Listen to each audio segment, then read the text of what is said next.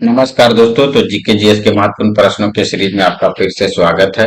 तो देखिए, हम करंट अफेयर्स और जितने भी आपका स्टैटिक जीके है उसका आपका 78वां भाग लेकर आ गए हैं।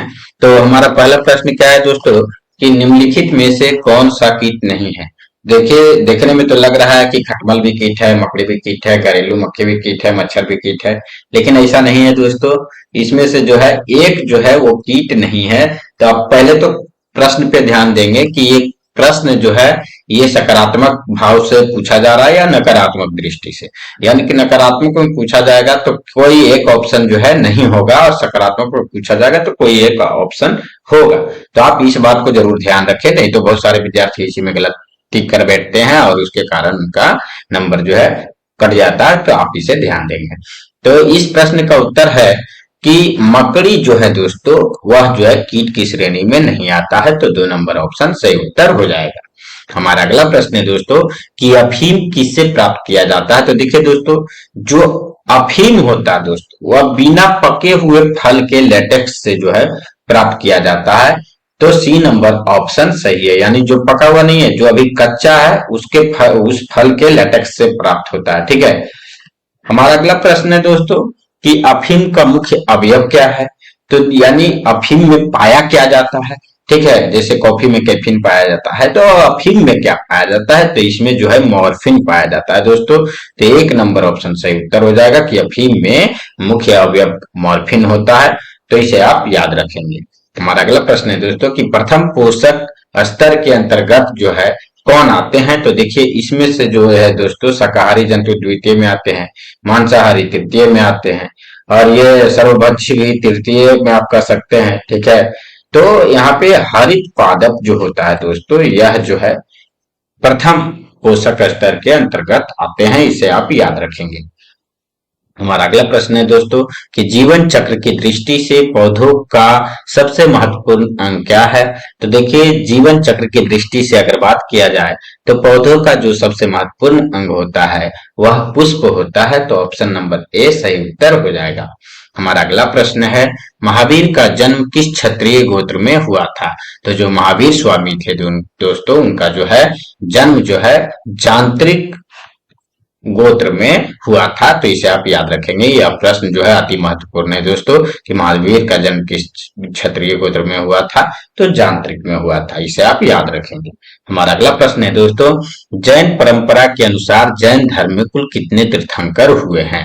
तो देखिए, कितने तीर्थकार हुए हैं जैन धर्म में दोस्तों। तो टोटल जो है 24 हुए हैं। इसे आप याद रखेंगे। और अंतिम जो है जैन तीर्थंकर जो है वो महावीर स्वामी हुए हैं। इसे भी आप याद रखिएगा। हमारा अगला प्रश्न है दोस्तों कि बुद्ध ने निम्नलिखित में से किस स्थान पर महापरिनिर्वाण प्राप्त किए थे। यानी कि उनकी जो है मृत्यु कहाँ पे हुई थी, उसी को महापरिनिर्वाण जो है कहा जाता है बौद्ध धर्म में। तो उनकी जो महापरिनिर्वाण की प्राप्ति हुई थी उन्हें दोस्तों, वह कुशीनगर में हुई थी। तो D नंबर ऑप्शन सही उत्तर हो जाएगा। हमारा अगला प्रश्न है दोस्तों कि किसे एशिया का रोशनी कहा जाता है। तो देखिए दोस्तों, गौतम बुद्ध को ही जो है एशिया का रोशनी भी कहा जाता है। तो D नंबर ऑप्शन सही उत्तर हो जाएगा कि एशिया की रोशनी गौतम बुद्ध को कहा जाता है। हमारा अगला प्रश्न है दोस्तों, महावीर का मूल नाम क्या था। तो देखिए दोस्तों, महावीर का मूल नाम जो था दोस्तों वह वर्धमान था। तो इसे आप याद रखेंगे कि महावीर का मूल नाम वर्धमान था। और वहीं गौतम बुद्ध का मूल नाम क्या था दोस्तों, तो सिद्धार्थ था। इसे भी आप याद रखेंगे। हमारा अगला प्रश्न है दोस्तों कि महावीर की माता कौन थी। तो देखिए दोस्तों, महावीर की जो माता थी दोस्तों वह जो है त्रिशला थी। तो इसे आप याद रखेंगे। महावीर की माता जी का नाम त्रिशला था, जबकि गौतम बुद्ध की माता का नाम यशोदा था। हमारा अगला प्रश्न है दोस्तों, मठ मंदिर और स्तूप किस धर्म से संबंधित है। तो देखिए दोस्तों, मठ मंदिर और स्तूप जो है दोस्तों वह जो है बौद्ध धर्म से संबंधित है। तो ऑप्शन नंबर डी सही उत्तर हो जाएगा। देखिए, आज जो है खास करके हम बौद्ध धर्म और जैन धर्म पर ज्यादा फोकस किए हैं, इसके अलावा करंट अफेयर्स पे, क्योंकि यह प्रश्न जो है दोस्तों अभी बहुत ज्यादा पूछा जा रहा है। तो मैंने सोचा कि आप लोगों के लिए इन प्रश्नों के सीरीज को ही ले आऊं। और आप लोग जानते होंगे तो रिवाइज हो जाएगा, नहीं जानते होंगे तो जान जाएंगे। तो आप हमारे चैनल को भी सब्सक्राइब करते चलिए दोस्तों, ताकि हमारा भी जो है मदद होते रहे और हम आपके लिए और भी बेहतर वीडियो ला सकें। हमारा अगला प्रश्न है, गौतम बुद्ध ने अपना प्रथम उपदेश कहाँ दिया था? तो देखिए दोस्तों, गौतम बुद्ध ने अपना प्रथम उपदेश जो है सारनाथ में दिया था। बी नंबर ऑप्शन सही उत्तर हो जाएगा। हमारा अगला प्रश्न है दोस्तों कि बुद्ध को ज्ञान की प्राप्ति कहाँ हुई थी? तो बुद्ध को ज्ञान की प्राप्ति बोध गया में हुई थी। तो ऑप्शन नंबर ए सही उत्तर हो जाएगा। हमारा अगला प्रश्न है दोस्तों, सारनाथ में बुद्ध का प्रथम प्रवचन क्या कहलाता है? तो देखिए, सारनाथ में बुद्ध का प्रथम प्रवचन जो है दोस्तों धर्म चक्र प्रवर्तन कहलाता है। तो बी नंबर ऑप्शन सही उत्तर हो जाएगा। हमारा अगला प्रश्न है दोस्तों, अशोक के शासन काल में बौद्ध संगीति किस नगर में आयोजित की गई थी? तो देखिए दोस्तों, अशोक के शासन काल में जो है बौद्ध की जो है जो संगीति थी वो पाटलिपुत्रा में आयोजित की गई थी। इसे आप याद रखेंगे। तो हमारा ये डी नंबर ऑप्शन सही उत्तर हो जाएगा। हमारा अगला प्रश्न है, जैन परंपरा के अनुसार महावीर कौन से तीर्थंकर थे? तो देखिए, इस प्रश्न का जवाब तो मैं पहले ही बता चुका हूं आपको कि जैन परंपरा के अनुसार वे 24वें तीर्थंकर थे। हमारा अगला प्रश्न है दोस्तों कि गौतम बुद्ध द्वारा भिक्षुणी संघ की स्थापना कहाँ की गई थी? तो देखिए दोस्तों, गौतम बुद्ध के द्वारा जो है भिक्षुणी संघ की स्थापना वैशाली में की गई थी। हमारा अगला प्रश्न है, बौद्ध धर्म ने समाज के किन वर्गों पर महत्वपूर्ण प्रभाव डाला है? तो देखिए, बौद्ध धर्म जो है दोस्तों वह महिला और शूद्र पर जो है वह महत्वपूर्ण प्रभाव डाला है। हमारा अगला प्रश्न है दोस्तों कि जातक किसका ग्रंथ है, यानी किस धर्म से संबंधित ग्रंथ है?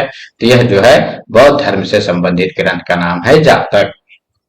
हमारा अगला प्रश्न है दोस्तों, त्रिपिटक धर्म ग्रंथ किसका है? तो यह भी जो ग्रंथ है दोस्तों त्रिपिटक, यह बौद्ध धर्म से संबंधित है। हमारा अगला प्रश्न है दोस्तों, किस शासक ने बौद्ध के लिए विख्यात विक्रमशिला विश्वविद्यालय की स्थापना की थी? तो देखिए दोस्तों, जो धर्मपाल थे दोस्तों उन्होंने ही जो है बौद्धों के लिए विख्यात विक्रमशिला विश्वविद्यालय की स्थापना किए थे। हमारा अगला प्रश्न है दोस्तों कि बौद्ध ग्रंथ में जो पिटक हैं, जितने भी पिटकों हैं, तो उन पिटकों की रचना जो है किस भाषा में की गई थी? तो दोस्तों, बौद्ध ग्रंथ में जितने भी पिटक हैं उनकी रचना जो है पाली भाषा में की गई। तो इसे भी आप याद रखेंगे। ऑप्शन नंबर ए सही उत्तर हो जाएगा। तो हमारा अगला प्रश्न है दोस्तों, सबसे प्राचीनतम विश्वविद्यालय कौन है? तो देखिए दोस्तों, इसमें से जो सबसे प्राचीनतम विश्वविद्यालय है दोस्तों वह नालंदा विश्वविद्यालय है, जो कि आपका बिहार में है। तो डी नंबर ऑप्शन सही उत्तर हो जाएगा। हमारा अगला प्रश्न है दोस्तों, किस शासक के शासनकाल में नेपाल में बौद्ध धर्म का आगमन हुआ था? तो देखिए दोस्तों, अशोक के शासनकाल में ही जो है नेपाल में बौद्ध धर्म का आगमन हुआ था। इसे भी आप याद रखेंगे। अब देखिए दोस्तों, आगे का जो प्रश्न है दोस्तों वह जो है करंट अफेयर से रिलेटेड है। तो आप लोग बहुत ही ध्यान देकर जो है उन सारे प्रश्नों को जो है देखिएगा, क्योंकि वो जो प्रश्न है दोस्तों करंट अफेयर्स में जो मैं सीरीज लेकर आ रहा हूँ वो आगामी परीक्षाओं में तो इनमें से ही आएगा, ये तो निश्चित है, क्योंकि मैं सारे करंट अफेयर्स को डे बाय डे आपके लिए ला रहा हूँ। तो हमारा पहला प्रश्न है दोस्तों कि अभी जो है प्रवासी दिवस जो भारतीय दिवस जो है दोस्तों इस मंथ में मनाया गया या मनाया जाता है कह सकते हैं, तो कब इस महीने में ही होता है?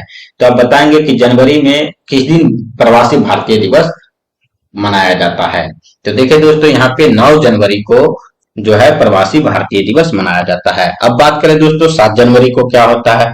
तो इस दिन महायान पर्व दिवस होता है। तो इस दिन क्या होता है दोस्तों? इस दिन महायान नववर्ष जो है मनाया जाता है। इसे आप याद रखेंगे। 8 जनवरी की बात करें दोस्तों तो इस दिन पृथ्वी घूर्णन दिवस मनाया जाता है। 9 जनवरी को तो आपको पता ही चल गया दोस्तों कि इस दिन प्रवासी भारतीय दिवस, क्योंकि गांधी जी जो है दक्षिण अफ्रीका से जो है भारत लौटे थे, इसलिए मनाया जाता है। और 10 जनवरी की अगर बात करें दोस्तों तो विश्व हिंदी दिवस 10 जनवरी को मनाया जाता है, जबकि राष्ट्रीय हिंदी दिवस 14 सितंबर को मनाया जाता है। हमारा अगला प्रश्न है दोस्तों, सभी आवारा कुत्तों की नसबंदी करने वाला पहला देश कौन बन गया है? तो देखिए दोस्तों, जितने भी आवारा जो है कुत्ते थे दोस्तों, ठीक है, उनकी नसबंदी करने वाला जो देश है दोस्तों वह कौन बन गया है? तो यहाँ पे भूटान जो है वो सभी आवारा कुत्तों की नसबंदी करने वाला देश बन गया है। अब भूटान की बात करें दोस्तों तो हाल ही में पीपुल डेमोक्रेटिक पार्टी जो है वह भूटान में संसदीय चुनाव जीत लिया है। इसके अलावा अगर बात करें दोस्तों तो भूटान ने अपने सभी नागरिकों के लिए स्व संप्रभुत्व राष्ट्रीय डिजिटल आईडी की शुरुआत की है। जैसे भारत ने जो है किस किस की आधार कार्ड की, उसी तरह जो है भूटान ने अपने नागरिकों के लिए संप्रभु राष्ट्रीय डिजिटल आईडी की शुरुआत की है। इसके अलावा दोस्तों बेहतर इंटरनेट कनेक्टिविटी के मामले में दक्षिण कोरिया में भूटान शीर्ष पर रहा है। यानी कि बेहतर इंटरनेट कनेक्टिविटी में सोच लीजिए दोस्तों कि अभी दक्षिण एशिया में, सॉरी दक्षिण कोरिया नहीं, दक्षिण एशिया में जो है यह सबसे शीर्ष पर रहा है, सबसे तेज स्पीड है इसका, सोच लीजिए। और अगर बात करें दोस्तों इसके बारे में और कुछ बात करने की, तो यहाँ के जो छात्र हैं, भूटान के जो छात्र हैं, उन्होंने अभी हाल ही में इलेक्ट्रॉनिक जोंगखा ब्रेल बनाया है। हमारा अगला प्रश्न है दोस्तों, हाल ही में डोंगरिया कोंसौल को जो है जीआई टैग मिला है या किस राज्य का है? तो देखिए अब ये जो है हाल ही में डोंगरिया जो कोंसौल है दोस्तों, उसको जो है जीआई टैग दिया गया है। यह हमारा जो है ओडिशा राज्य का है, इसे आप याद रखेंगे। डोंगरिया कोल कहाँ का है दोस्तों? तो ये ओडिशा का है, तो ऑप्शन नंबर जो है 4 सही उत्तर हो जाएगा। अब जब बात कर रहे हैं ओडिशा का दोस्तों, तो अभी ओडिशा में और क्या हुआ है, तो अभी ओडिशा के रेड आंट चटनी को जो है जीआई टैग मिला है। ये भी आप देखिए महत्वपूर्ण प्रश्न है, इसको भी आप याद रखिएगा। अगर जीआई टैग की बात करें दोस्तों, तो ओडिशा से बहुत सारे प्रश्न हैं। ओडिशा में जो है अभी रेड आंट चटनी को मिला है। इसके अलावा जो है ओडिशा के केंद्रपाड़ा रसबली को भी जीआई टैग मिला है। इसके अलावा अगर दूसरे स्टेट की बात करें दोस्तों, तो अभी अरुणाचल प्रदेश के आदि केकेर हस्त निर्मित कालीन और वांचो शिल्प को भी जीआई टैग मिला है, जो कि तिब्बती निवासियों द्वारा बनाया जाता है हस्त निर्मित कालीन।